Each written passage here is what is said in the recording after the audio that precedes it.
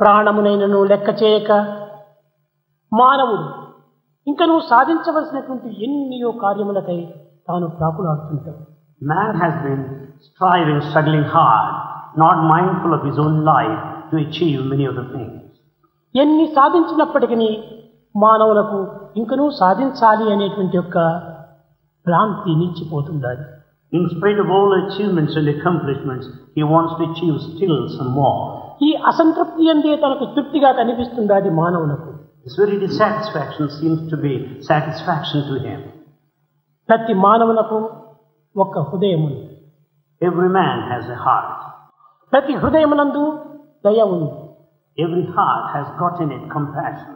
అయితే ఈ దయను ఎంతమంది ఇతరులకు పంచుకోగలుగుతున్నారు? How many are able to share this compassion in the heart with others? తన హృదయమునందు ఉన్నటువంటి దయను 10 మందికి పంచుకొని ఆనందించడమే భక్తి అన్నారు. Devotion means sharing the compassion with others. ఈనాడు దయకు నిలయమైనటువంటి హృదయము కఠినమైన పాషాణంగా మారుతూ వస్తున్నది. There is a heart without compassion today, which is very hard stone. ఇది మానవుని యొక్క దౌర్బల్యము. It's weakness of mankind. దీనికి కారణం ఏమిటి?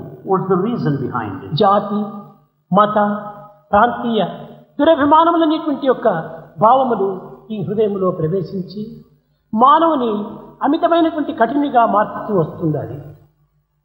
Feelings like nationality, caste, religion and region are filling the heart and makes him weak. అందరూ ఒకే కులమే.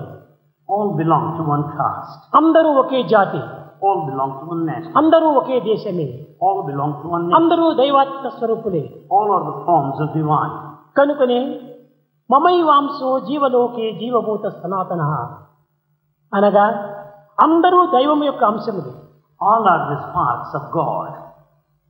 ఈ దైవాంశంగా ఉండి ఆ అంశం యొక్క తత్వాన్ని తాను విస్మరించి కేవలము రాక్షసాంశంగా ప్రవర్తించటము ఇది మానవత్వమునకే తీరని లోటు.